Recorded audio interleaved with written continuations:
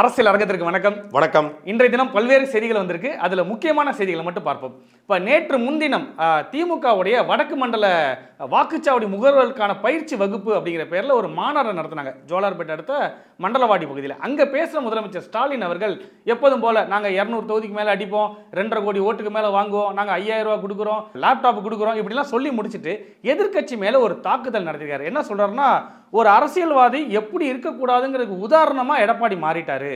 பொல்லாத ஆட்சி தான் எடப்பாடியோட ஆட்சி என்பதற்கு பொள்ளாட்சியே சாட்சி அப்படிங்கிற மாதிரிலாம் பேசிக்கிறாரு. சசிகலாவுக்கு துரோகம் பண்ணிட்டாரு அப்படின்லாம் ஒரு எடுத்திருக்கிறாரு. இதை எப்படி நம்ம பார்க்கறது? இல்லை, உண்மையை சொல்கிறவங்க தெய்வத்துக்கு சமம்னு சொல்லுவாங்க. பொல்லாத ஆட்சி அதுக்கு பொள்ளாச்சியே சாட்சி அப்படிங்கிறது உண்மைதான். ஆனால் பொல்லாத ஆட்சி பொள்ளாச்சியே சாட்சி அப்படின்னா அதிமுக தரப்பில் என்ன சொல்கிறாங்கன்னா, வெக்கங்கட்ட ஆட்சி அதுக்கு வேங்க வேலை சாட்சி, மேம்போக்குத்தனமான ஆட்சி அதுக்கு மேல்பாதியே சாட்சி, அநீதியான ஆட்சி அதுக்கு ஆசிரியர் போராட்டமே சாட்சி, சிதைந்து போன ஆட்சி அதுக்கு செவிலியர் போராட்டமே சாட்சி, துப்புக்கட்ட ஆட்சி அதுக்கு தூய்மை பணியாளர் போராட்டமே சாட்சி, அடக்குமுறையான ஆட்சி அதுக்கு அண்ணா யூனிவர்சிட்டியே சாட்சி அப்படின்னு சொல்லி அவங்க ஒரு பக்கம் அடுக்குறாங்க. மாறி மாறி ரெண்டு பேரும் உண்மையை சொல்கிறாங்க. திமுக ஆட்சியில் அதிமுக ஆட்சியில் தவறுகள் நடந்திருக்கிறது. அந்த தவறுகளால் தான் திமுகவுக்கு மக்கள் ஓட்டு போட்டாங்க. அதிமுக ஆட்சி சரியில்லை, அங்கே ஸ்டெர்லைட்டு, பொள்ளாச்சி சம்பவம், பாஜகவோட கூட்டணி அப்படின்னு சொல்லி சரியில்லைன்னு ஓட்டு போட்டாங்க. சரியில்லைன்னு ஓட்டு போட்டு 5 ஆண்டுகளை நிறைவு செய்ய போகிறது திமுக. இந்த 5 ஆண்டுகளில் திமுக இப்போ அந்த மாதிரி சம்பவங்களே நடைபெறலை. அங்கே ஒரு பொள்ளாச்சி அப்படின்னா இங்கே பொள்ளாச்சி சம்பவம் கொடூரமான ஆட்சியத்துக்கு கோயம்புத்தூர் ஏர்போர்ட்டே சாட்சின்னு சொல்லலாம். முதல் அக்கு வரைக்கும் இருக்கு. ஆமாம், நீங்கள் முதல் அக்குறை, கசர தபரை, எரள வரல, எங்கே நம்ம போயிட்டே இருக்கலாம். அத்தனை சாட்சிகள் தமிழ்நாடு முழுக்க இருக்கு. 23க்கும் மேற்பட்ட காவல் நிலைய மரணங்கள். அது சாத்தான்குளம் சம்பவத்தை வைத்து ஒட்டுமொத்தமாக திமுக மிகப்பெரிய அரசியலை பண்ணாங்க. அது பண்ணி தான் ஆகணும் எதிர்கட்சியா. ஆனால் சாத்தான்குளம் போலவே இங்கே பல்வேறு காவல் நிலைய மரணங்கள் நிகழ்ந்திருக்கிறது. காவல்துறைக்கு முழுமையாக சுதந்திரம் கொடுக்கப்பட்டிருக்கிறது. ஒரு ஒரு ஆய்வாளர் யாரை மிரட்டலாம் அப்படிங்கிற நிலைமை இன்னைக்கு தமிழ்நாட்டில் இருக்குது. நேற்றைக்கு முன்தினம் திருமங்கலம் பக்கத்தில் பெருங்குடி அப்படிங்கிற ஒரு ஊர், அங்கே ஒரு காவல் ஆய்வாளர் இருக்கார். அந்த காவல் ஆய்வாளர் என்ன பண்ணுறாரு, அந்த பகுதியில் ஆத்துமணல் கொலை நடைபெறுது. இப்போ ஆத்துமணல் கொலை நடைபெறுதுன்னா காவல்துறையும் தடுக்கலாம், வருவாய்த்துறையும் தடுக்கலாம். தடுக்கிறது அவங்களுடைய வேலை. இதை தடுப்பதற்காக நாம் தமிழை சேர்ந்த பாலமுருகன், ராவணன் அப்படிங்கிற 2 பேர் தொடர்ச்சியாக பெட்டிஷன் போடுறாங்க. இது ஆத்து மணல் மற்றும் அந்த குளத்தில் கூடிய கிராவல் மண், வண்டல் மண்ணை அள்ளி விற்கிறாங்க, இல்லீகலாக விற்கிறாங்க. லைசன்ஸ் வாங்கி முழுமையாக அனுமதி பெற்று மணல் எடுப்பாங்க, கல்குவாரி நடத்துவாங்க. இது லைசன்ஸ் இல்லாமல், அனுமதி பெறாமல் குளத்தில் வண்டல் மண் எடுத்து அந்த குளத்தையே நாசமாக்குறாங்க. அப்போ அதை தடுப்பதற்காக தொடர்ச்சியாக மனுக்களை போடுறாங்க, போராட்டம் நடத்துகிறாங்க. இவங்களை போய் பார்ப்பதற்கு அந்த காவல்துறை ஆய்வாளர் போகிறாரு. போன ஆய்வாளர் என்ன பண்ணணும், எதுக்கு இது மாதிரி என்ன புகார் அடிச்சிருக்கீங்க, என்ன எவிடன்ஸ் இருக்குது, என்ன ஆதாரம் இருக்குன்னு கேட்கணும். இந்த மாதிரி 2 பேரையும் மிரட்டும் தொழில பேசியிருக்காரு. அப்போ வீடியோலாம் இதை எடுத்துடாதீங்கப்பா பேசுறது அப்படின்னு இருக்காரு. ஒன்று என்ன வீடியோலாம் இல்லை சார், இது சீமான் ஃபோட்டோ தான் இருக்குது அப்படின்னு சொல்லி ஃபோன் அப்படி ஆன் வச்சுருக்கான். அப்போ லைட் எரிஞ்சோடனே ஒரு கேமரா வீடியோ எடுக்காருன்னு ஸ்டாப்பில் வீடியோ எடுக்கலை, சீமான் ஃபோட்டோ இவர் ஃபோட்டோவில் எதுக்கு சட்டப்பையில் வச்சுருக்க, எப்போ இவரெல்லாம் ரொம்ப தப்பான ஆளுப்பா, அது எல்லாம் வைக்கக்கூடாதுப்பா, வாழ்க்கையை தொலைச்சிடாதீங்கப்பா அப்படின்னு சொல்லி ஒரு காவல் ஆய்வாளர் அவர் தனிப்பட்ட காவல் ஆய்வாளர் தனிப்பட்ட மனிதர் தான். அவருக்கு அரசியல் சார்பு இருக்கலாம், ஒரு ஐடியாலஜி பிடிச்சிருக்கலாம், பிடிக்காம இருக்கலாம். ஆனால் பொது வாழ்க்கையில் ஒரு பப்ளிக் சர்வீஸ் இருக்கக்கூடியவர் ஒரு கட்சியினுடைய தலைவரை பற்றி, அந்த கட்சியை பற்றி பேச வேண்டிய தேவையோ அவசியமோ கிடையாது. ஆளுங்கட்சியை பற்றியும் பேச வேண்டிய தேவையில்லை, எதிர்கட்சியை பற்றியும் பேச தேவையில்லை. அவங்க யாருக்கும் ஃபேவர் கூட அவங்க பொதுவானவர்கள், மக்களுக்கான சேவகர்கள். ஆனால் அந்த ஆய்வாளர் மிக மோசமான முறையில் நாம் தமிழ் கட்சி குறித்து பேசியிருக்காரு. அப்போ நான் நேரடியாக அவருக்கு அழைச்சி பேசுகிறேன். இந்த மாதிரி நீங்கள் நாம் தமிழ் கட்சி குறித்து பேசியிருக்கிறதா சொல்கிறாங்க, எதுக்காக அப்படி பேசுனீங்கன்னு கேட்டால், நான் அப்படி பேசியிருந்தால் நீங்கள் நடவடிக்கை எடுங்கன்றாரு. பேசலன்னு சொல்லலை, பேச வேண்டிய தேவையில்லைன்னு சொல்லலை. நான் இல்லைங்க, அவங்க அவங்க மேலே இந்த அலிகேஷன் இருந்துச்சு, நான் போய் பார்த்தேன், பேசணும்னு சொல்லலாம். நான் பேசியிருந்தால் நடவடிக்கை எடுங்கன்றாரு. அப்போது பேசியிருந்தால் நடவடிக்கைனா பேசுனதுக்கு என்ன வீடியோ ஆதாரம். இப்போ தலைமையிலேருந்து அவருக்கு காவல்துறை தலைவர் வரைக்கும் நம்ம அந்த செய்தியை கொண்டு போய் சேர்ப்பதற்கு முயற்சி பண்ணுறோம். அப்போ எந்த அளவுக்கு ஒரு காவல்துறைக்கு அதிகாரம் இருக்குது. நான் ஒரு பேனா கிடைச்சா உங்கள் 2 பேருடைய லைஃபையும் காலி பண்ணிடுவேன், ஒரு 5 ரூபா பேனாவில் நான் காலி பண்ணிடுவேன்னு சொல்லி ஒரு ஆய்வாளர் மிரட்டுறாரு. அப்போ ஏன் அப்படி மிரட்டுறாரு அப்படின்னா, அங்கே அந்த வழக்கொள்ளையை எதிர்த்து இந்த பசங்க போராடுறாங்க, நாம் தமிழ் போராடுது என்பனோடனே அவர் யாருக்கு சார்பா இருக்காருன்னு தெரியும் இவருக்கு. இவன் மண்ணல் இருந்தான்னா இவன் பக்கம் இன்னும் ஒரு பேனாவில் ஒன்று எழுதி போட்டுருவேன். ஆத்துமலர் கொள்ளையினை எதிர்த்து பேச வேண்டிய வார்த்தைகள், கனிமவள கொள்ளையினை எதிர்த்து பேச வேண்டிய வார்த்தைகள், இல்லை ஒரு இல்லீகலாக ஒருத்தன் வந்து பண்ணுறான் மைன்ஸ் பண்ணுறான்னா அவனை எதிர்த்து பேச வேண்டிய வார்த்தைகளை அதை தடுக்க போராடிய நபர்களுக்கு 5 ரூபா பேனா வச்சும் வாழ்க்கையை அழிச்சிருவேன் அப்படின்னா அப்போ காவல்துறைக்கு எந்த அளவுக்கு சுதந்திரம் கொடுக்கப்பட்டிருக்கு அப்படின்னு நம்ம கேள்வி. அப்போ இந்த 5 ஆண்டுகளில் எத்தனை பேர் என் மீது போடப்பட்ட வழக்குகளில் எல்லாமே பொய் வழக்கு, எல்லாமே இந்த 5 ரூபா பேனால தான் எஃப்ஐஆரை போட்டாங்க. 5 ரூபா பேனா வச்சு ஒரு பொய் வழக்க, அதெல்லாம் ஒரு தஞ்சாவூரில் போட்ட சைபர் கிரைம் வழக்கில் இந்த காணொலியை போடுவதன் மூலமாக திமுக ஆட்சி கவிழ்ந்து நாம் தமிழர் கட்சி ஆட்சிக்கு வந்து அதில் எனக்கு வந்து அமைச்சர் பதவி கிடைக்கும் என்ற எண்ணத்தில் நான் வந்து வீடியோ போட்டேன். ஒரு வீடியோவில் ஒரு 10 நிமிஷம் வீடியோவில் ஒரு ஆட்சி மாற்றம் நிகழ்ந்து வேற ஒரு ஆட்சி வந்து அந்த ஆட்சியில் அமைச்சர் பதவி கிடைக்கும், அதனால சுயநலத்துறை. ஸோ இன்டென்ஷனாக போட்டங்கிறதுக்கு இதே மாதிரி இந்த திருமங்கலம் பெருங்குடி காவல் ஆய்வாளர் கோபு மாதிரியே அங்கே ஒரு சோமு ஏதோ ஒருத்தர் ஒரு சோவன் சோ. அப்போ ஒரு ஒரு காவல்துறை நினைச்சா யாருடைய வாழ்க்கையும் மாற்றலாம் அப்படிங்கிறத வெளிப்படையாக ஒருத்தர் த்ரெட்டன் பண்ணுறாங்கன்னா அந்த அளவுக்கு தான் இந்த ஆட்சி இருக்கு அப்படிங்கிற கேள்வி. கேட்க நேர வழக்கில் கூட உங்களை வாங்க உட்காந்து என்னன்னு பேசிக்கோங்க வாங்கன்னு வர காம்ப்ரமைஸ் பண்ணலான்னாங்க. அவங்க வந்து தெரியாமல் வந்து தலைவரை பற்றி பேசிட்டாராம், நீங்களும் வாங்க அவங்களும் வாங்க, எனக்கு பயங்கர பிரச்சனை இருக்குது, நம்ம பேசி இதை முடிச்சு அப்படியே அனுப்பிச்சிருவோம். நாங்கள் அந்த எஃப்ஐஆரில் போட்டிருந்தது என்ன, உங்களை வந்து பெட்ரோல் பங்கில் நீங்கள் நின்றுட்டு இருக்கும்போது கூட்டாளிகளோட உங்களை சுற்றி வளைச்சு பிடிச்ச. அதுக்கப்புறம் அதே ஆய்வாளர் சொல்கிறாரு, நான் எஃப்ஐஆர் போடும்போது சும்மா தான் போட்டிருக்கேன், நீங்கள் கோர்ட்டில் போய் காஸ் பண்ணிக்கோங்கன்றாரு. நீ எஃப்ஐஆரை போட்டு உள்ளதுக்கு வச்சு பறிஞ்சா வச்சிருவேன், நான் வெளியே வந்து காஸ் பண்ணுவேன். ஸோ எந்த அளவுக்கு வந்து இது இருக்குது அப்படிங்கிறது இதெல்லாம் எடுத்துக்காட்டு. இதெல்லாம் தமிழ்நாடு முதலமைச்சர் ஸ்டாலினுக்கு தெரியுமா தெரியாதாங்கிறது. அப்போ 5 ஆண்டுகளில் நீங்கள் என்ன பண்ணுனீங்க, 5 ஆண்டுகளில் உள்ள சாதனைகள் அப்படின்னு ஒரு பட்டியலை போடுங்க. 5 ஆண்டு சாதனை. அதிமுக ஆட்சி சரியில்லைன்னா திமுக ஓட்டு போட்டாங்க. இன்றைக்கும் 200 தொகுதியில் வந்து மக்கள் ஓட்டு போட தயாராக இருக்காங்க. 5000 ரூபா கொடுத்துட்டோம், லேப்டாப் கொடுத்துட்டோம், மகளிருக்கு உரிமை தொகை கொடுத்துட்டோம், இலவச பேருந்து விட்டுட்டோம். இதை தவிர தமிழ்நாட்டுக்குன்னு அந்த 5 ஆண்டுகளில் செஞ்ச இவ்வளோ பெரிய சாதனைகள் இருக்குங்க. தமிழ்நாட்டில் வந்து லிட்ரஸி ரேட் இந்த 5 ஆண்டுகள் இவ்வளோ உயர்ந்திருக்கு, புதிய பள்ளிக்கூடங்கள் கட்டப்பட்டிருக்கு, புதிய மருத்துவமனைகள் கட்டப்பட்டிருக்கு, புதிய சாலைகள் போடப்பட்டிருக்கு அப்படின்னு சொல்லி ஏதாவது ஒன்று சொல்லணும்ல. அதுதான வளர்ச்சி. இல்லை விவசாயத்தை இப்படி வளர்ந்துருக்கிறோம். புதுசாக 10 லட்சம் ஹெக்டேரில் விவசாயம் பண்ணிட்டு இருந்தாங்க, இப்போ 30 லட்சம் ஹெக்டேரில் விவசாயம் பண்ணுறாங்க. விவசாயிகள் இத்தனை புதிய விவசாயிகள் வந்து இது பண்ணியிருக்காங்க. நாங்கள் இடுபொருட்கள் வாங்கி கொடுத்துருக்கோம், விதைகளை வாங்கி கொடுத்துருக்கோம் அப்படிலாம் ஒன்றும் இல்லையே. 80 லட்சம் ஹெக்டேரில் வாழைகள் விழுந்து போச்சு, நெல் விழுந்து போச்சு. அதற்கு இன்னைக்கு வரைக்கும் நிவாரணம் கொடுக்கல. திருநெல்வேலி சேரமாதி பகுதியில் கிட்டத்தட்ட 10 லட்சம் வாழைகள் செஞ்சு போச்சு. ஒரு வாழைக்கு 10 ரூபா நிவாரணம் வந்து அரசு கொடுக்குது. அந்த 10 ரூபாயும் உடனடியே தர முடியாதுங்கிறாங்க.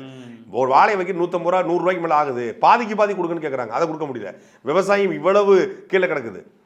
ஒவ்வொரு வருஷமும் வந்து புயல் வெள்ளம் இது போல இயற்கை சீற்றங்களில் நேரடியாக விவசாயி பாதிக்கப்படுறாங்க. அந்த பாதிக்கப்பட்டவங்க பக்கம் நிற்கணும்.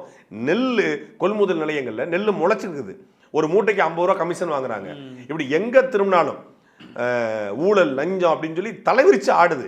இதை கட்டுப்படுத்திட்டோம், இதெல்லாம் இல்லை, எல்லா இடத்துலையும் ஒரு டிரான்ஸ்பரன்சி இருக்குது, வெளிப்படைத்தன்மை இருக்குது அப்படின்னு முதல்வர் ஸ்டாலின் அவர்கள் பேசுனா அது நல்லாச்சு. இன்னைக்கும் பொள்ளாச்சியை பேசுனா அது எப்படி நல்லாச்சு? இதெல்லாம் செய்ய முடியாத காரணம் வந்து அரசாங்கத்தில் நிதி இல்லை அப்படிங்கிறத சொல்லிடுறாருல வெளிப்படையாவே, என்கிட்ட பணம் இல்லை அதனால தான் செய்ய முடியல அப்படின்னு. அதுதான் அந்த நிதியை உருவாக்க, அந்த நிதியை வலுப்படுத்த, இல்லை ஏற்கனவே இருக்கிற கடனை அடைக்க, புதிதாக வந்து இன்கம்மை உருவாக்க இந்த 5 ஆண்டுகள் என்ன திட்டம் போட்டிருக்கு? ஒவ்வொரு தனிநபருடைய வருமானத்தை உயர்த்துவோம் என்பது திமுகவுடைய தேர்தல் வாக்குறுதி. 2030க்குள்ள ஒவ்வொரு தனிநபருடைய வருமானத்தை நாங்கள் வந்து உயர்த்துவோம்னாங்க. இந்த 5 ஆண்டுகள் அந்த ப்ராசஸை நோக்கி போயிருக்கா? வேலை வாய்ப்பு இன்னைக்கும் கேள்விக்குறியா இருக்கு. கிருஷ்ணகிரி பக்கத்தில் ஒரு தோல் தொழிற்சாலை வெறும் 50 பேர் தான் வேலைக்கு எடுக்கிறான். வெளியே 5000 பேர் காத்துக்கிறான். 4990 பேருக்கு வேலை கிடைக்க போறது இல்லை, ஆனாலும் காத்துக்கிறான். திடீர்னு பார்த்தா குரூப் 4 எக்ஸாமை வந்து ரத்து பண்ணிட்டோம் அப்படின்னு சொல்லி குரூப் 2 டிஎன்பிசி தேர்வுகளை வந்து ரத்து பண்றாங்க. லட்சக்கணக்கான பேர் ஓராண்டு 2 ஆண்டுன்னு சொல்லி இந்த எக்ஸாம் சென்டரில் போய் படித்து, அப்புறம் பல்வேறு நூல்களை வாங்கி படித்து, புத்தகங்களை வாங்கி படித்து, ஆன்லைனில் படித்து இதுக்கு தவங்க கிடக்கிறான். டிகிரி முடிச்சவன் எல்லாரும் வீட்டில் உட்காந்து வேலை கிடைக்கிற கனவோடு உட்காந்துக்கிறான். பரீட்சையை ரத்து பண்ணுறாங்க அப்படின்னா எந்த அளவுக்கான ஒரு சிஸ்டமாக இது மாறி இருக்கு அப்படிங்கிற கேள்வி உருவாயிருக்கு. அடுத்ததா அந்த 2 நாள் முன்னாடி பாஜகவோட மாநில தலைவர் திரு நயினார் நாகேந்திரன் வந்து விஜய் அவர்களை பார்த்து ஒரு ஸ்டேட்மெண்ட் சொல்லியிருந்தார். என்ன அப்படின்னா அவர் சொன்னது அப்படியே சொல்லிடுறேன். அது வேண்டாம், அது அந்த ஸ்டேட்மெண்ட் தேவையில்லை, சொன்னது எல்லாருக்குமே தெரியும். அந்த ஒரு ஸ்டேட்மெண்ட்டை வந்து இன்னைக்கு வந்து எல்லா கட்சிகளும் வந்து கண்டிச்சிருக்கிறாங்க, எல்லா கட்சி தலைவர். அதுல வந்து திரு செங்கோட்டையன் அவர்கள் என்ன சொல்றாருன்னா, பாஜக ஒரு கட்சியா, நயினார் நாகேந்திரன்லாம் ஒரு ஆளா அப்படிங்கிற மாதிரி டைரக்டா பாஜக அடிக்க. பாஜக ஒரு கட்சி இல்லைன்னா எதுக்கு கொள்கை எதிரி பாஜகன்னு விஜய் சொன்னாரு? எதுக்கு பாசிச பாஜகன்னாரு? விஜய் வந்து 2 கட்சிகள் தான் எதிர்ப்பதாக ஆரம்பத்தை அறிவிச்சார். ஒன்று திமுக, இன்னொன்று பாஜக. பாஜக ஒரு கட்சியே இல்லை, பாஜக வந்து நயினா நாகேந்திரன் ஒரு ஆளே இல்லைன்னா இதே நயினா நாகேந்திரன் தாவேக்காவுடைய கரூர் சம்பவத்திற்கு முழுமையான ஆதரவு தெரிவித்தார். அப்போ வந்து நீங்கள்லாம் ஒரு ஆளே இல்லை, எங்களுக்கு ஆதரவு தெரிவிக்கணும்னு சொல்ல வேண்டியதானே. அன்னைக்கு உங்களுக்கு ஆதரவு கொடுக்கும்போது உங்களுக்கு இனிச்சுது. இதே நயினா நாகேந்திரன் அவர்களாக இருக்கட்டும், பாஜக முக்கியமான பொறுப்பாளர் இருக்கட்டும், ஒரு தனி குழுவை ஹேமமாலினி தலைமையில், எம்பி ஹேமமாலினி தலைமையில் ஒரு தனி டீமை கொண்டு வராங்க. கரூர் வந்து அவங்க ஆய்வு நிகழ்த்துறாங்க. மணிப்பூரில் ஆயிரக்கணக்கான பெண்கள் மானபங்கப்படுத்தப்பட்டாங்க. ஒரு இனப்படுகொலை நடந்தது, ஜெனோசைட் நடந்தது, 2 இனங்களுக்குள்ள பிரச்சனை. அங்கே கூட இந்த ஹேமமாலினி டீம் போகலை. சாக்சி மாலிக் உள்ளிட்ட விளையாட்டு வீரர்கள் இவங்களுக்கு வந்து பாலியல் வன்கொடுமை நடந்திருக்கு, பாலியல் சீண்டு நடைபெற்றிருக்குன்னு சொல்லி டெல்லியில் போராடினாங்க. ஒட்டுமொத்த இந்தியாவுடைய மானமும் உலகம் முழுக்க கப்பல் ஏற்பட்டுச்சு. அப்படி விளையாட்டு வீராங்கனை போராடிய போது அவங்களுக்கு தனி குழு போய் விசாரிக்கல. அவங்களுக்கு இதே ஊப்பியில் வந்து கும்பமேளா நடந்துச்சு. அந்த கும்பமேளாவில் நூற்றுக்கணக்கான பேர் இறந்து போனாங்க. போலே பாபான்னு சொல்லிட்டு சாமியார் வந்து மலையில் வந்து பிரசங்கம் வைக்கிறாரு. அவர் கூட்டணி செயல்பட்டு கிட்டத்தட்ட 100க்கும் மேற்பட்டு வந்து மரணம் அடைகிறாங்க. அங்கே போயிட்டு நீங்கள் அதை இந்துக்கள் தான் இறந்து போகிறாங்க, சோக்கால்டு இந்துக்கள் தான். அவங்கள போய் பார்த்து என்ன நடந்துச்சு ஏது நடந்துச்சுன்னு சொல்லி இந்த தனிக்குழு இந்த போய் விசாரிக்கலை. இங்கே வந்து கஜா புயலாக இருக்கட்டும், வர்தா புயலாக இருக்கட்டும், தானே புயலாக இருக்கட்டும், மிக்ஜாம் புயலாக இருக்கட்டும், இப்படி பல்வேறு புயலில் இயற்கை சீற்றங்களில், அதேபோல் குரங்கணி தீ விபத்தில், ஒக்கி புயலில் எத்தனையோ பேர் இறந்து போயிருக்காங்க. தொடர்ச்சியாக 887 மீனவர்கள் இது வரைக்கும் சிங்கள கடற்படையில் சுட்டுக் கொல்லப்பட்டிருக்காங்க. அந்த மீனவர்கள் ஏன் சுட்டுக் கொல்லப்படுறாங்க? எல்லை தாண்டி போகிறாங்களா போலையா? இலங்கை ராணுவம் வந்து சுடுறா, இல்லை இவங்களா போய் அங்கே போய் இது பண்ணுறாங்களா? யாரால பிரச்சனை, என்ன பிரச்சனை அப்படின்னு ஆய்வு செய்ய இந்த தனிக்குழு வரல. எதற்கும் போகாத தனிக்குழு கரூர் விவகாரத்துக்கு வந்தாங்க. அப்போ கரூர் விவகாரத்தில் முழுமையாக பாஜக தாவேக்காக ஆதரவாக நின்றுச்சு. அன்னைக்கு அதிமுகவும் ஆதரவு நின்றுச்சு, எடப்பாடி பழனிசாமி ஆதரவு நின்னாரு. அப்பெல்லாம் உங்களுக்கு குழுகுன்னு இருந்துச்சா? அப்பெல்லாம் உங்களுக்கு மகிழ்ச்சியாக இருந்துச்சா? இன்னைக்கு அவர் கேட்ட கேள்வி தவறானது, நம்ம கண்டிக்கிறோம். ஆனால் அதை கேள்வி கேட்கிற தகுதி தாவேக்காவுக்கோ செங்கோட்டையனுக்கோ இருக்கா? அதான் நம்மகிட்ட இருக்க கேள்வி.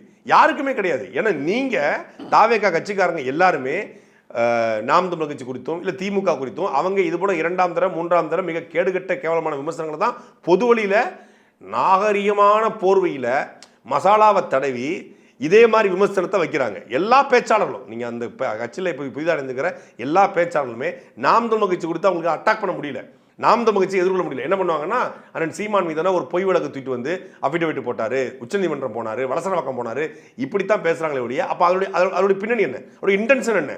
நயினா நாகேந்திரன் வந்து பாஜக ஒரு நயினா நாகேந்திரன், தாவே கலக்கிற அத்தனை பேருமே நயினா நாகேந்திரன்.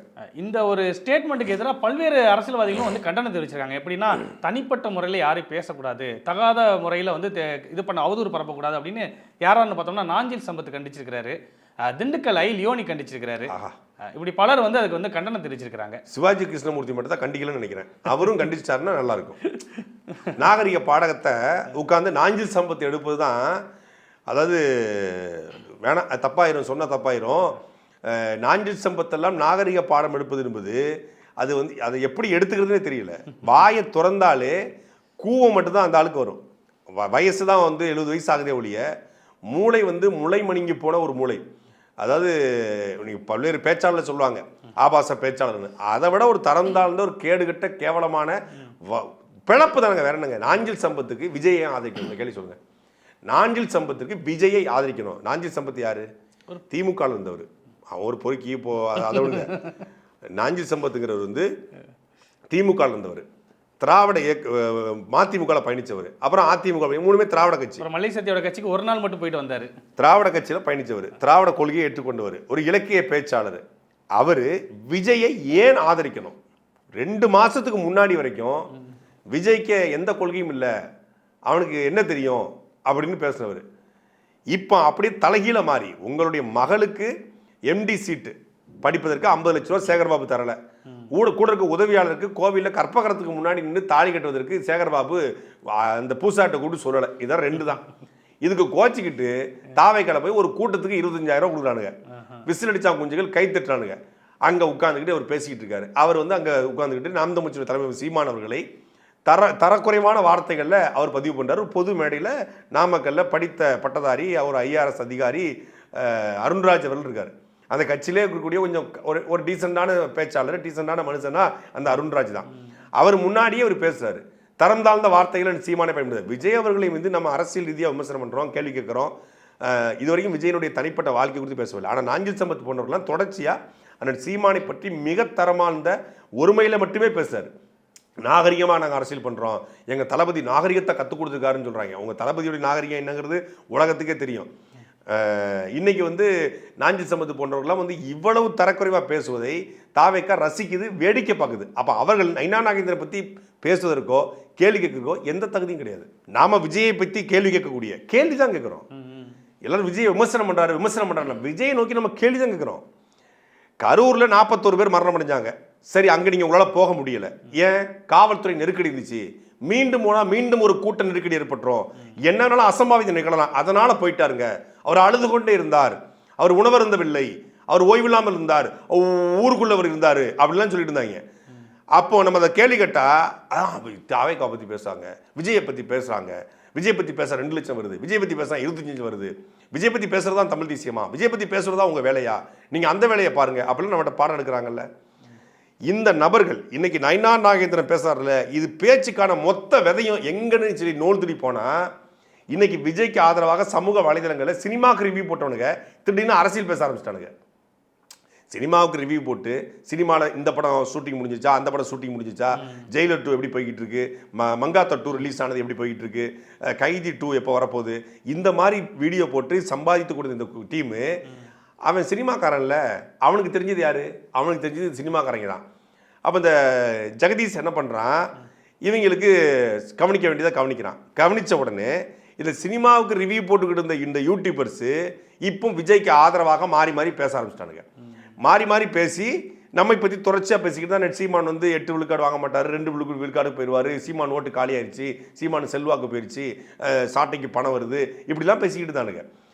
இன்னைக்கு நைனா நாகேந்திரன் வந்த விமர்சனத்துக்கான மொத்த விதையும் போட்டு கொடுத்து யாருன்னா இந்த வலைப்பேச்சு அப்படிங்கிற இந்த சினிமாவுக்கு ரிவ்யூ போட்டு சம்பாதிக்கக்கூடிய இந்த டீம் தான். இந்த 3 குரங்குகள். இந்த 3 குரங்குல 2 குரங்கு இருக்கு.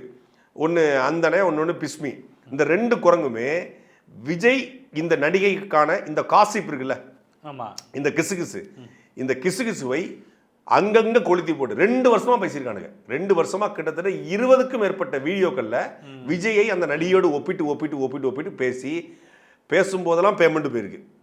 இந்த சைட்ல இருந்து எல்லா சைட்ல இருந்தும் போகும்ல, எந்த சைட்ல இருந்து போட வாய்ப்பு இருக்கு, அப்படி போயிருக்கு. இப்போ மொத்தமா பேமெண்ட்டை கொடுத்து இனிமேல் பேசக்கூடாதுன்னு சொல்லி ஆஃப் பண்ணி எங்களுக்கு சப்போர்ட் பண்ணுங்க அப்படின்னு இப்பொழுது பணம் கிடைச்ச உடனே அந்த விட்டமின் பாவுக்காக தங்களுடைய வாயை வாடகைக்கு விட்டுருக்க இந்த கும்பல் நாகரிக பணம் எடுக்குது. நைனா நாகேந்திரன் எப்படி பேசலாம்? பேசுறதுக்கான விதையை போடுறது நீங்கள் தானப்பா. இந்த விஜய்க்கு மட்டும் இல்லை, யார் சினிமாவில் இவங்களுக்கு பேமெண்ட் தரனாலும் அவங்கள அடிப்பாங்க. படம் வந்து மரண மொக்கையாக இருக்கும், புகழ்ந்து தள்ளுவாங்க. படம் நல்ல படமாக இருக்கும், பணம் வரலையா அடிப்பானுங்க. அப்படி தான் அந்த புளிச்சிட்ட மாறணும், அவனும் அப்படி தான். நீங்கள் வந்து அந்த காப்பை ரணசின்னு ஒரு படம், மிகச்சிறந்த படம், விருமாண்டி அப்படிங்கிற இயக்குனர் எழுதியது, சண்முகமுத்துசாமி படத்தினுடைய வசனகர்த்தா. மிகச்சிறந்த படம். வெளிநாட்டுக்கு போகக்கூடிய ஒரு தமிழன் எப்படிலாம் கஷ்டப்படுறான், அந்த பாடியை வந்து கொண்டு வரதுக்கு மனைவி வந்து பிரதமர் வரைக்கும் போகிறா அப்படிங்கிறது ஸ்டோரி. ராமநாதபுரத்துடைய கருவேல மரம், அதனுடைய பின்னணி அரசியல், ஏன் அந்த மக்கள் கருவேல மரத்தை அந்த கரிமூட்டம் போட்டு பிழைக்கிறாங்க அப்படிங்கிறது பல விஷயங்களை ஆய்வு பண்ணி அந்த படம் எழுதுது. அந்த படம் எல்லாராலும் பாராட்டப்பட்டுச்சு, விகடனாலே பாராட்டப்பட்டுச்சு. ஆனால் அந்த படத்தை மோசமான மொக்கையான படம்னு சொல்லி விமர்சனம் பண்ணவே. அதுபோல் பல விஷயம். இந்த மாதிரி சினிமா ரிவ்யூவர்கள்லாம் இன்றைக்கி வந்து விஜய்க்கு ஆதரவாக அவனுக்கு யார் வருவா? சினிமாவில் ஒரு நடிகர்கள் ஆதரவு தெரிவிக்கலை, ஒரு நடிகைகள் ஆதரவு தெரிவிக்கலை, ஒரு தொழில்நுட்ப கலைஞர்கள் ஆதரவு தெரிவிக்கலை, ஒரு தயாரிப்பாளர் ஆதரவு தெரிவிக்கலை. தன் துறையில் இருக்கக்கூடிய யாராவது ஒருத்தர் ஜனநாயகன் படத்திற்கு இது தப்பு அப்படின்னு பேசுகிறாங்களா? பேசல. முக்கியமான எவ்வளோ நடிகர்கள் இருக்காங்க, பிரபலங்கள் இருக்காங்க, பொலிட்டிக்கல் பேசக்கூடிய அரசியல் நடிகர்கள் இருக்காங்க, எல்லாத்துக்கும் கருத்து சொல்லக்கூடிய நடிகர்கள் இருக்காங்க. அவங்க கூட பேசல. ஏன் பேசுறேன்னா, இவன் யாருக்குமே பேச மாட்டான், இவனுக்கு ஏன் பேசணும்? அதுதான். அப்போ இவருக்காக பேசக்கூடிய பெய்டு யூடியூபர்ஸ் மட்டும் தான் பேசுவாங்க. இவங்களை விலை கொடுத்து வாங்கிட்டு இவங்க நாகரிக படம் எடுத்துட்டு இருக்காங்க. விஜய் மீதான அத்தனை விமர்சனத்துக்கு காரணமே இந்த கும்பல் தான். இன்னைக்கு பணம் கொடுத்த உடனே அவங்களே வந்து விஜய்க்கு ஆதரவாக பேசிக்கிட்டு இருக்காங்க. எவ்வளோ பேமெண்ட் கிடைக்குதோ அதுக்கு தகுந்த மாதிரியான வேலை செய்வாங்க, அப்படிதான். அவ்வளோதான். அடுத்ததாக வந்து பார்த்தீங்கன்னா, நேற்றைய தினம் வந்து காங்கிரஸில், இப்போ காங்கிரஸ் திமுக மோதல் நாளுக்கு நாள் அதிகமாகிட்டு போகுது. நேற்றைக்கு மதுரையில் நடந்த ஒரு கூட்டத்தில் மாணிக் தாகூர் முன்னாடி ஒரு காங்கிரஸ் நிர்வாகி பேசுகிறார். என்னன்னா, தாவேக்கா காங்கிரஸ் கூட்டணி அமைஞ்சிருச்சுன்னா நம்ம வந்து தமிழ்நாட்டை தட்டி தூக்கிடலாம், நம்ம வந்து ஒருத்தர் 2 பேர் இருக்கிறோம்னு நினச்சிட்டு இருக்கிறாங்க, நம்ம அவங்களுக்கு யாருன்னு காட்டணும் அப்படின்னு மாணிக் தாகூர் முன்னாடி. ஒருத்தர் 2 பேர் இல்லையே, ப. சிதம்பரம், தங்கப்பால், அப்புறம் பார்த்தீங்கன்னா KS அழகிரி, அப்புறம் செல்வ பெருந்தகை, அப்புறம் ஜோதிமணி, அப்புறம் இவர் மாணிக் தாகூர், 6 பேர் இருக்காங்க. 6 பேர் இருக்காங்க. அதாவது அவர் பேசினாலும் விடுங்க, மாணிக்க தாக்கூர் ஏன் இப்போ இந்த காங்கிரஸ் கூட்டு ஆட்சியிலும் பங்கு அதிகாரத்திலும் பங்கு அப்படிலாம் அந்த குழப்பத்தை ஏற்படுத்தாருன்னா ஒன்றுமே கிடையாது. கருப்பன் குசும்புக்காரன் தீபாவளி பர்ச்சேஸ் பண்ணுறான்னு சொல்லுவார்ல சூரி, கருப்பனுக்கு வேட்டி சட்டை, கருப்பன் பொண்டாட்டிக்கு சேலை, கருப்பன் பிள்ளைக்கு ரேபான் கூலிங் கிளாஸுங்கிற மாதிரி மதுரை வடக்கு தொகுதியில் அவர் மாமனாருக்கு சீட்டு கொடுக்கணும். ஓ, ஏற்கனவே வந்து மதுரையில் வேற ஒரு தொகுதியில் இன்னும் மாமனார் தோற்று போயிட்டார் 2021. மருமே வந்து எம்பி, மாமனார் எம்எல்ஏ வாக்கணும். எம்எல்ஏ ஆக்கினதுன்னா இப்போ பொண்ணு கட்ட வீட்டில் மரியாதை கிடைக்கும். அதுக்காக மாமனார் கொடுத்த கமிட்மெண்ட், உங்களை எப்படியாவது நான் எம்எல்ஏ வாக்கிக்க. பொதுவாக மருமையனுக்கு மாமனார் சொல்லுவாங்க, மாப்பிள்ள உங்களை எம்பி ஆக்குறது என் பொறுப்பு மாப்பிள்ள, உங்களை எம்எல்ஏ ஆக்குறது என் பொறுப்பு மாப்பிள்ள. எம்எல்ஏ புருஷன்னா சொன்னால் வந்து என் மகளுக்கு பெருமை இல்லையா அப்படின்னு சொல்லி மாமனாக்க சொல்லுவாங்க இல்லையா. உங்களை வந்து ஒரு ஜவுளி கடை வச்சு தரேன், உங்களுக்கு பெரிய ஒரு ரியல் எஸ்டேட் அதிபராக்கி விட்றேன்னு மாமனார் சொல்லுவாங்க. இங்கே மாமனாருக்கு மருமையை கமிட்மெண்ட் கொடுத்துருக்காப்புல. மருமையன்னு சொல்கிறாப்புல, மாமா உங்களை நான் ஆக்கி காட்டுறேன் மாமா நீ அப்படின்னு சொல்லி மதுரை வடக்கு தொகுதியோட எம்எல்ஏ ஆக்கணும். அதுக்கு தான் வந்து மதுரை வடக்கு தொகுதி எம்எல்ஏ தளபதி கூட மோதுறது, தளபதி சொன்ன கருத்துக்கு மறுகருத்து பேசுறது, கார்கேட்டை போய் யாரு காங்கிரஸ் உடைய தலைவர் கார்கேட்டை போய் மதுரை வடக்கு தொகுதி வேணும் எங்களுக்கு, இப்போ எங்களுக்கு வந்து ராமநாதபுரம் தொகுதி வேணும், மீனவர்கள் படுகொலை அதிகமாக நடக்குது, அதை தடுப்பதற்காக ராமநாதபுரம் தொகுதியை காங்கிரஸ் கேட்க போகிறோம் அப்படின்னு சொன்னால் லாஜிக் இருக்கு. திருநெல்வேலி தொகுதி வேணும், நயினார் நாகேந்திரன் ஜெயிச்சிருக்காரு, பாஜகவுக்கு எதிராக நாங்கள் நிற்க போகிறோம், ஏன்னா பாஜக எதுக்குன்னா எங்களால் தான் முடியும். திருநெல்வேலி தொகுதி வேணும். வானதி சீனிவாசன் எங்கே நிற்கிறாங்களோ அந்த தொகுதியில் காங்கிரஸ் போட்டி போடும். ஹெச் ராஜா எங்கே நிற்கிறாரோ அந்த தொகுதியில் காங்கிரஸ் போட்டி போடும். இல்லை பாஜகவை சார்ந்த அண்ணாமலை எங்கே நிற்கிறாரோ அந்த தொகுதியில் காங்கிரஸ் போட்டி போடும். இல்லை கன்னியாகுமரியில் பாஜகவை நாங்கள் வீழ்த்தி காட்டுவோம், அங்கே காந்தின்னு ஒருத்தருக்காரு அவரை நாங்கள் வீழ்த்தி காட்டுவோம் அப்படின்னு பாஜகவுக்கு எதிராக பாசிசத்துக்கு எதிராக பேச வேண்டிய காங்கிரஸ் மதுரை வடக்கு தொகுதியை குறிவிக்குதுன்னா, மதுரை வடக்கு தொகுதியில் திமுக தளபதி நிற்கிறாரு, எம்எல்ஏ வந்திருக்காரு, அப்போ அவரை காலி பண்ணுன்னு அவர் பர்சனலாக அட்டாக் பண்ணிட்டாரு. ஊருக்கு 4 பேர் கூட இல்லை, பூத்து ஏஜெண்டே இல்லை, இவங்களுக்கெல்லாம் நாங்கள் வந்து பங்கு கொடுக்கணுமா, பங்கு கிடையாது நொங்கு கிடையாது ஓடுங்கடா அப்படின்ட்டாரு. அதனால் அவரை காலி பண்ணுங்கிறதுக்காக அப்போ இந்த காங்கிரஸ் கட்சி எவ்வளவு கேடுகட்ட கட்சி என்பதற்கு இதெல்லாம் ஒரு எடுத்துக்காட்டு. நம்ம நினைக்கிறோம் மாணிக்க தாக்கூர் மட்டும் தான் காங்கிரஸ் இப்படி பேசுறாருன்னு. அந்த கட்சியில் இருக்கிற எல்லாருமே பல பேர் மாணிக்க தாக்கூர் தான், எல்லாருமே பப்பு தான். காங்கிரஸ் அவ்வளவு இது இருந்தால் தாவேக்கா கூட சேர வேண்டியதானே? யார் இப்போ தடுத்தது? காங்கிரஸ் தாவேக்கா சேருவது தான் தமிழ்நாட்டு அரசியலுக்கு மிகப்பெரிய நன்மையாக இருக்கும். காங்கிரஸும் தாவேக்காவும் சேர வேண்டும், ரெண்டும் இந்த தேர்தலோடு ஒழிய வேண்டும். இப்போ நீங்கள் காங்கிரஸோட தாவேக்கா சேர்ந்தாலும் சரி, தாவேக்காவோட காங்கிரஸ் சேர்ந்தாலும் சரி, சேரும்போது அடிக்கிறதுக்கு ஈஸியாக இருக்கும். காங்கிரஸுங்கிறது இனத்தின் எதிரிங்கிறது ஒட்டுமொத்தமான தமிழ் மக்களுக்கும் தெரியும். திமுகவுமே காங்கிரஸ் மேலே, திமுக கட்சிக்காரங்களுமே காங்கிரஸ் மேலே கொலவெறியாக தான் இருக்காங்க.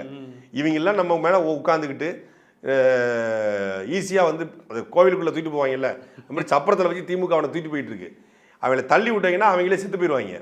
அதனால் திமுககாரங்களே காங்கிரஸ் நிற்கிற தொகுதியில் வேலை பார்க்க மாட்டாங்க, இது பண்ண மாட்டாங்க. கட்சி தலைமை சொல்லிச்சு போகிற வழியில் போய் ஓட்டை போட்டு விடு அப்படின்னு சொல்லி போட்டுவாங்க. கை சின்னத்துக்கு ஓட்டு போடக்கூடிய மக்கள் எல்லாம் காலம் கடந்து போயிட்டாங்க, காலமாகியும் போயிட்டாங்க. அதனால் இந்த காங்கிரஸ் கட்சி தாவேக்காவோட சேருவது கிட்டத்தட்ட அது 4 மணிக்கு சாக போகிற கிழவனை 2 மணிக்கு கொள்கிற மாதிரி. இப்போ நாங்களே என்ன நினச்சோம்னா, சரி காங்கிரஸ் வந்து இத்தனை ஆண்டா கூட்டணியிலே இருந்துட்டு ஒரு அடிமைப்பட்டே கிடந்தாங்க, அந்த பூனைக்கும் வந்து கோவம் வந்துருச்சு, வெகுண்டு எழுந்துருச்சுன்னு நினச்சோம். இப்போ நீங்கள் சொன்னதுக்கப்புறம் தான் தெரியுது இங்கே வந்து ஒரு கொம்பன் படம் நடந்துட்டு இருக்கு, மாமனார் மருமகன் ஸ்டோரி ஓடிட்டு இருக்கு. காங்கிரஸுக்கு ரோசமா? ஏங்க இந்தியாவிலேயே ஒரு குடும்பத்திற்கு 100 வருஷமாக அடிமையாக இருக்காங்க. வெள்ளைக்காரன் அடிமையாக இருக்கக்கூடாது தான் காங்கிரஸ் சொல்லுவாங்க. நேருக்கு அப்புறம் இந்திரா காந்தி, அப்புறம் ராஜீவ்காந்தி, அப்புறம் வந்து சோனியா காந்தி, அப்புறம் ராகுல் காந்தி, பிரியங்கா காந்தி, ஒரு குடும்பத்திற்கு சேவகம் பண்ணக்கூடிய சேவகர்கள் அவங்க. இவங்களுக்கு வந்து நாங்கள் யார் தெரியுமா? யாரா நீங்கள் யாரா? நாங்கள் நாட்டுக்காக சுதந்திரம் வாங்கி கொடுத்தோம். நாட்டுக்கு சுதந்திரம் நீங்கள் வாங்கி கொடுத்தீங்களா? சுபாஷ் சந்திரபோஸ் வாங்கி கொடுத்தாரா? பகத்சிங் வாங்கி கொடுத்தாரா? இங்கே தமிழ்நாட்டில் வந்து சுதந்திரத்துக்காரன் போராடலை, காங்கிரஸ்காரன் மட்டும் தான் நாட்டுக்காக போராடணும். அந்த போராட்டத்தை கைப்பற்றிக்கிட்டாங்க. எப்படி மொழி போற வந்து ஒரு கட்சி கைப்பற்றிக்கிச்சோ அப்படி வெள்ளைக்காரனுக்கு எதிரான போராட்டத்தை வெள்ளைக்காரன் சுதந்திரத்தை வந்து எங்கே யாரும் வாங்கலை, கொடுத்துட்டு போயிட்டான். பொருளாதார வீழ்ச்சி அவனே மொத்தமாக அழிச்சான். இங்கே மட்டுமா கொடுத்தான்? உலகம் முழுக்க 53 நாடுகளுக்கு மொத்தமாக எங்கெங்கெல்லாம் ஆண்டானோ எல்லாத்தையும் கொடுத்துட்டு போயிட்டான், பொழப்ப கட்டிட்டு போயிட்டான். அங்கே காலங்கள் தான் மாற வழியே. அதுக்கு முன்னாடி போராடி பலர், காங்கிரஸும் போராடியது, காங்கிரஸ்காரங்களும் போராடுறாங்க. காங்கிரஸ் மட்டுமே சுதந்திரம் வாங்கி கொடுத்த கட்சி, நாங்கள் தியாகம் செய்த கட்சி, நாட்டுக்காக வீட்டையே கொடுத்தோம். ஒரு வீட்டை கொடுத்துட்டு ஒட்டுமொத்த நாட்டையும் எடுத்துக்கிட்டாங்க. இப்பதான் கொஞ்சம் கொஞ்சமா அது காங்கிரஸ் கொஞ்சம் இந்தியா முழுக்க அழிந்து கொண்டிருக்கிறது. காங்கிரஸ் இந்தியாவிலிருந்து துடைத்து எறியப்பட வேண்டும். இந்த தேர்தலோடு தமிழ்நாட்டில் துடைத்து எறியப்பட வேண்டும். ஈழத்தில் ஈழத்தமிழர்களுக்கு ஈழம் என்கிற கனவை சிதைப்பதற்கு இந்த காங்கிரஸ் கட்சி செய்த கொடுமைகள் வந்து கொஞ்சம் கொஞ்சம் கிடையாது. அந்த கனவே அழிச்சானுங்க. 1.5 லட்சம் மரணத்தை கடந்து போற கட்சி. மனிதநேயமோ மாந்தநேயமோ இரக்கமோ கருணையோ பேசுறதுக்கு காங்கிரஸ்காரன் ஒருத்தனுக்கும் தகுதியே கிடையாது. அடுத்ததா ஜனநாயகன் திரைப்படம் எப்போ வெளியில வரும்? ஒரு படத்தில் கவுண்டமணி கிரிக்கெட் விளையாடுவார். கிரிக்கெட் விளையாட போகும்போது அவன் பாலை தூக்கி போட்டு அவர் வந்து படாத இடத்துல பட்டு ஹாஸ்பிட்டலில் படுத்து கிடப்பார். அப்போ அந்த கவுண்டமணியோட மனைவி ஷகிலான்னு நினைக்கிறேன், அவங்க வந்து சொல்லுவாங்க, மாமா நான் வயசுக்கு வந்துட்டேம்பாங்க. நீ வயசுக்கு வந்தா என்ன வரலன்னா என்னன்னு சொல்லுவார்ல, அது மாதிரி அந்த படம் வந்தா என்ன வரலன்னா என்ன. பல்வேறு செய்திகள் குறித்து பேசணும். மீண்டும் நாளை அரசியல் நிகழ்ச்சி சந்திப்போம். நன்றி. சாட்டை எடுத்து நாட்டை திருத்து